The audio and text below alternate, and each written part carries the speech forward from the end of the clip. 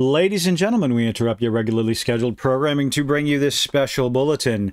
The gaming industry is a bit of a dumpster fire right now, so to speak. All across the industry, you have gamers who are choosing not to spend their hard-earned dollars on what they see as forced checkbox diversity and inclusion in their video games. And anytime they voice that opinion to the powers that be, they get shot down and being called bigots, misogynist, istophobe, every manner of insult under the sun. Now, you can expect this from so-called rags like Kotaku, Polygon, and Eurogamer, but when it comes from the directors, the lead writers, and the developers themselves, you kind of have to wonder where their intelligence went. Because I don't know about you, but if a developer starts insulting me, regardless of anything, regardless of the reason why, I think I'm going to shut my wallet down and stop giving them money. I will go find another studio to find my entertainment. And in this case, we have now Gearbox narrative director and lead writer on Borderlands 3, Sam Winkler, decries gamers as bigots and parrots Sweet Baby Inc. narrative. This article, it comes from That Park Place. Go ahead and go give them some traffic. They deserve it for sure. Now, parroting Sweet Baby Inc., not a lot of people are happy with anything dealing with Sweet Baby Inc. or their CEO, their founders, Kim Belair. They're so wonderful people. But gamers right now are a bit tetchy when it comes to that name. But adding fuel to the fire by calling them bigots, misogynists, doesn't really help your cause, especially when you make video games. You're trying to get them to buy your product, but you're going to go ahead and run your mouth and insult them. I wonder how that's going to work out for you. Winkler posted to X in a screenshot that reads, quote, "A good narrative writer of any skin color." Oh, wait, hold on. Posted a screenshot. So the screenshot that he's responding to says, "A good narrative writer of any skin color." You can't see it, so let's go down a little bit. "Any skin color without needing... a good writer of any skin color can write a good character with any skin color without needing, quote, consultants. If your studio can't do that, get a better writer." Let's see what Winkler has to say. "I see this argument all the time against DEI and consultancy. And it just highlights the total misunderstanding of what being a good writer is. You don't somehow max out your stats and learn how to write every conceivable character, plot, or prose style." Now, he is partially correct. Unfortunately, what is being seen as far as storytelling and character writing goes in the gaming industry is piss poor at best. So, what seems to be the problem? Could it possibly be what is seen as forced inorganic diversity, inclusion, and equity? You claim it's organic. You claim that no one is forcing you to do it, and yet we get shite stories. Next, he posted, "Knowing you can't, aren't ready, or aren't the right person to write something is one of the chief skills for a pro writer. Ideally, you have a team that can cover all your bases, but if you have a gap, you hire an outside expert, just like in literally any fucking other industry. Just further evidence that 99.9% of the people spewing their shit have never created a single thing in their lives." I created 4 things by myself. Well, not by myself. I had a little help in their lives that they're proud of. I am quite proud of them.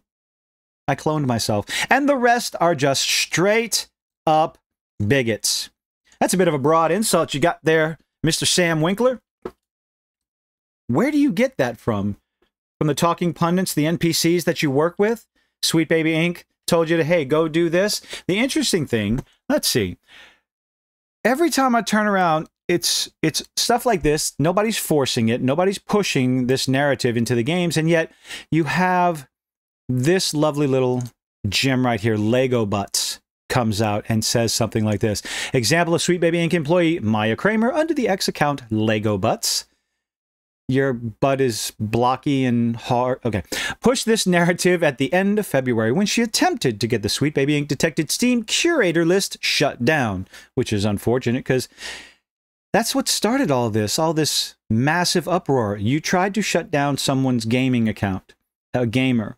So all you did was Streisand affected the hell out of everything going on. She wrote, the other part of this is it doesn't matter if you tell them the truth. But we don't believe you because what you're saying versus what they're saying?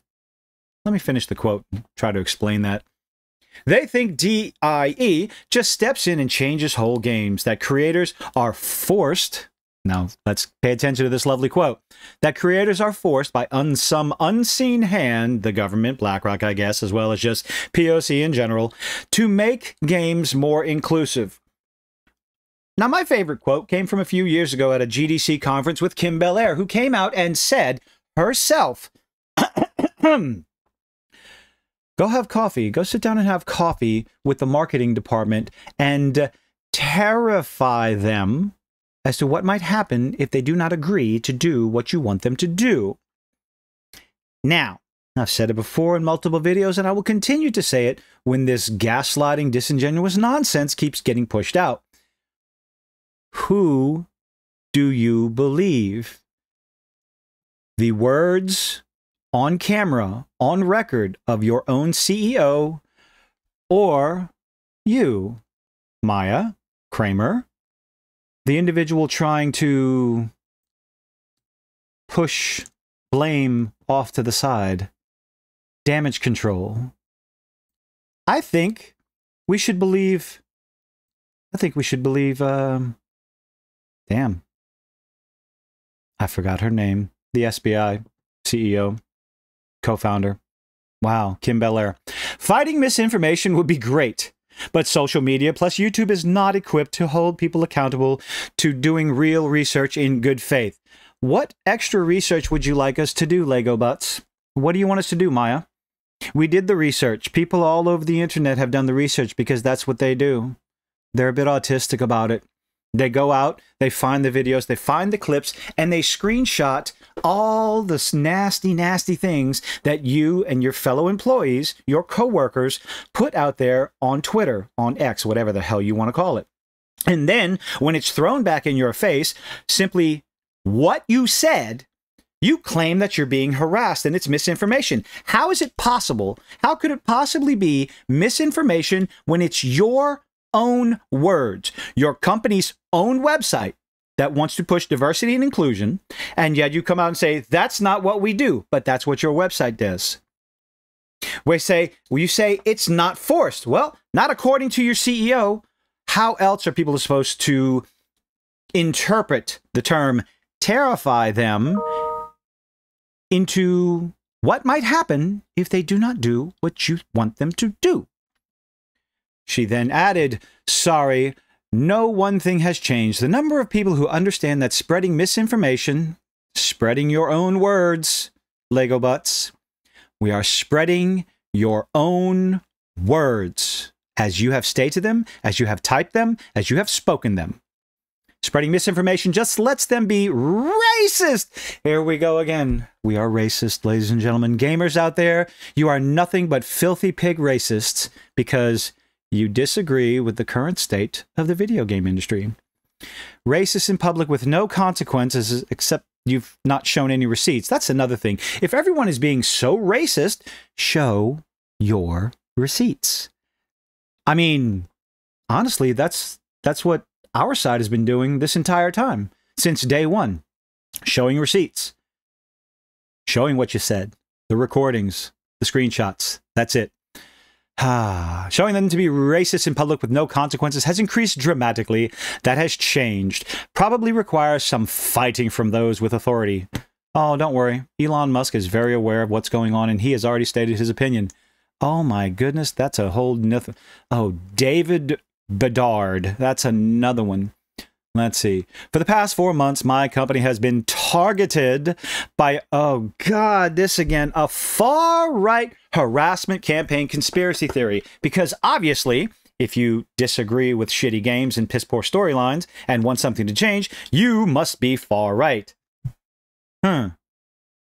That's news to me. Oh well. This is a tough situation for me, my co-founder Kim Belair, our entire team of pigs who went out and harassed an individual from Brazil and tried to get his game account shut down on Steam, and our collaborators. That's a funny word there, collaborators. Why would you use that? Interesting. More than the frustrations caused by the harassment, you started it, and the precautions we're putting in place as a result of that, the toughest comes from the fact that this entire campaign is based on misinformation. No, this entire campaign is based on your words, your actions, your team's actions, Kim Belair's actions, Kim Belair's words, and your employees' actions and words. Ladies and gentlemen, welcome to Gaslighting 101. Misinformation so wild in left field, or right field, I guess. Ha ha ha ha ha! Ha! Laugh, everyone, that was a joke. That it's impossible to even engage with it to combat it, because you have nothing to say. You have nothing to defend against, because, again, I know I'm going to sound like a broken record over and over again, but this is what we're dealing with. Using your own words, your own statements, your own website. So how exactly can we be wrong? As for Winkler's argument, we're back to him, who's going to tank his future games, I hope. I mean, that would be terrible. That would be absolutely terrible. Just because Winkler comes out and calls all criticism, like a vast majority of his potential customer base, a bunch of bigots, that would be terrible if that has any sort of effect of any of his future projects. Oh no!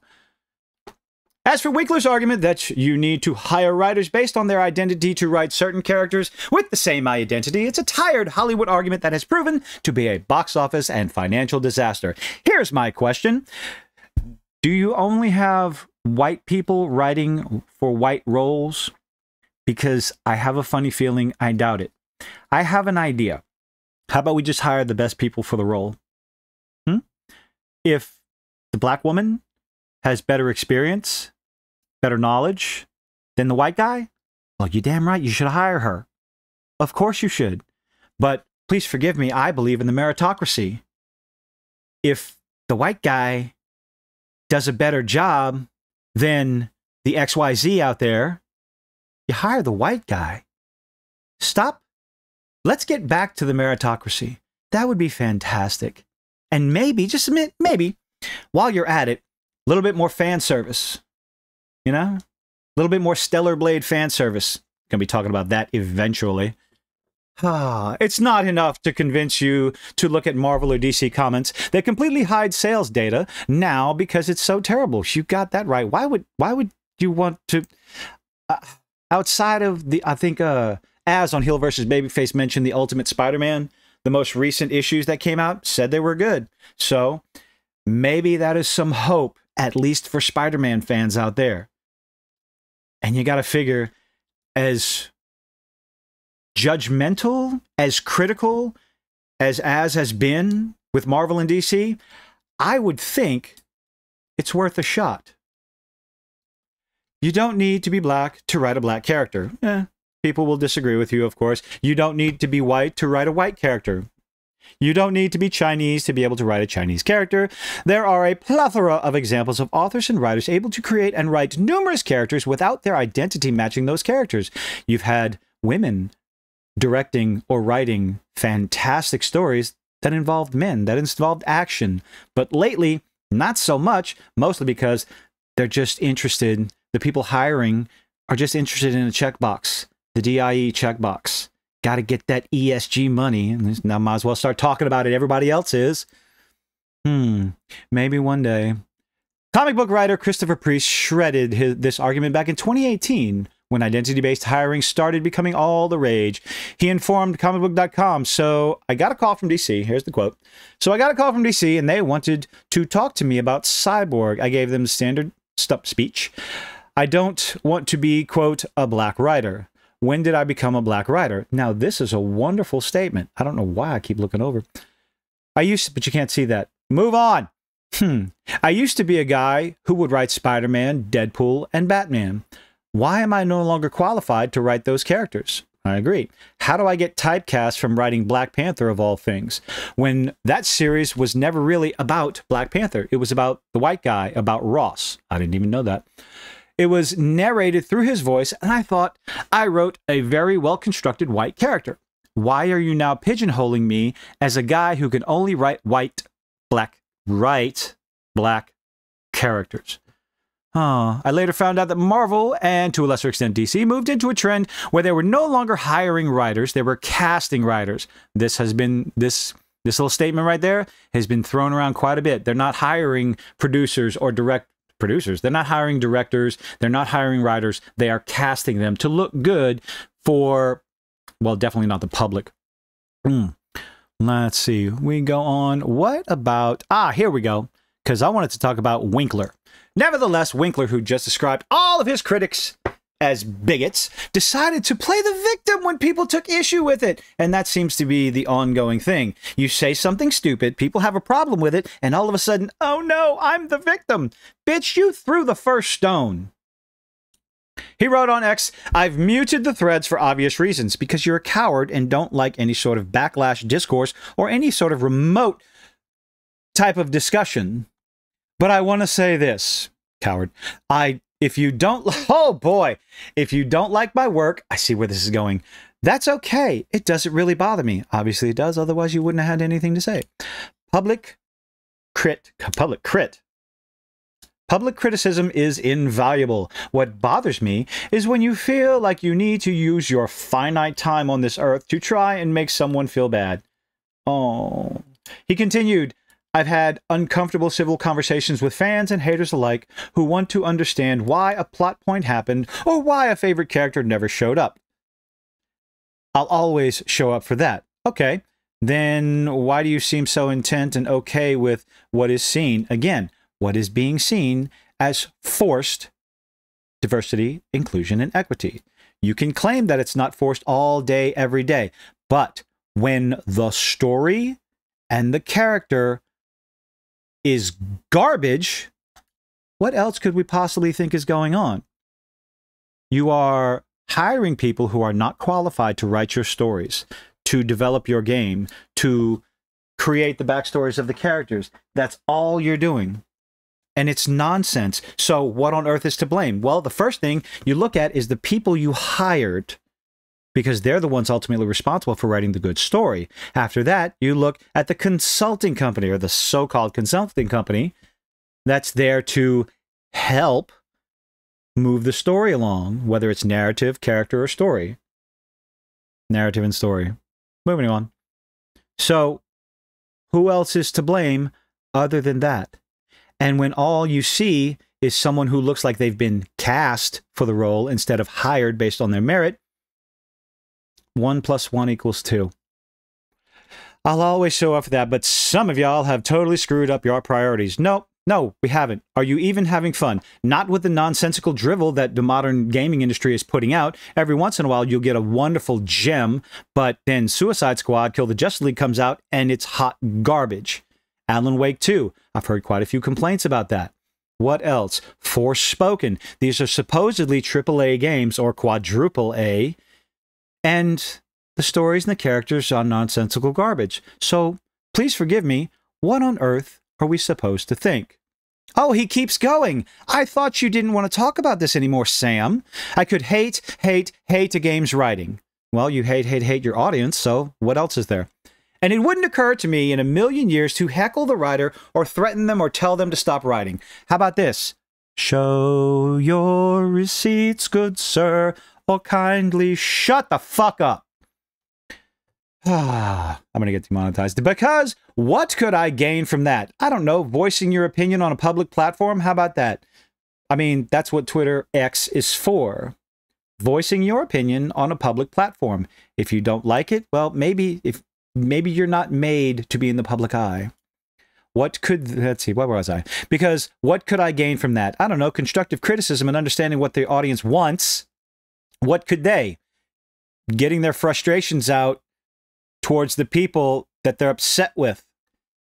If you love games, so play them. Don't worry, we do. And when your game continuously comes out to be shit writing, shit character, shit story, shit world, then we'll go find something else more entertaining to play. Or go back to the classics like Arkham Asylum, Arkham Knight, Arkham City, instead of playing Sushi Squad, Kill the Justice League. Go talk to your friends about them. Oh, don't worry. That's what we do. Our wonderful internet friends, internet sociabilities, and discussing back and forth. Instead of thinking, am I crazy because I don't like this media? I don't like this game? Everyone's talking about it. And then you find other people and you discuss back and forth the problems you had. And everything starts to make sense after a while. He concluded, finally, this has made me feel bad. Oh, no, but not for myself. Yeah, maybe feel bad for the people that you just lump into this one bigot sandwich. I feel bad for all the people who got shouted down and stopped making things. Well, if one or two little bits of criticism, if they decided to take it as a personal insult and stop doing what they're doing, they probably weren't made for the industry. If, however, they opened their ears, shut their mouths, which is what you need to do, Sam Winkler, maybe me too, who knows? Maybe, just maybe, listen to the criticism. Listen to the pros and cons that people are talking about, what people enjoy, what they don't enjoy, what they want, what they don't want, and perhaps use that wealth of knowledge. And of course, you know, cut out the people that call you a dictwad or anything like that. The base bullshit insults. Filter those away. Look for the actual criticism. That is actual criticism that you're not going to sit there and just use the blanket statement of bigot against because, oh no, you didn't like what I'd made, so you're a bigot. Listen to the criticism and move forward and try to improve. That's one thing you could do. I feel bad for you because you were honestly, truly, deeply wasting your time.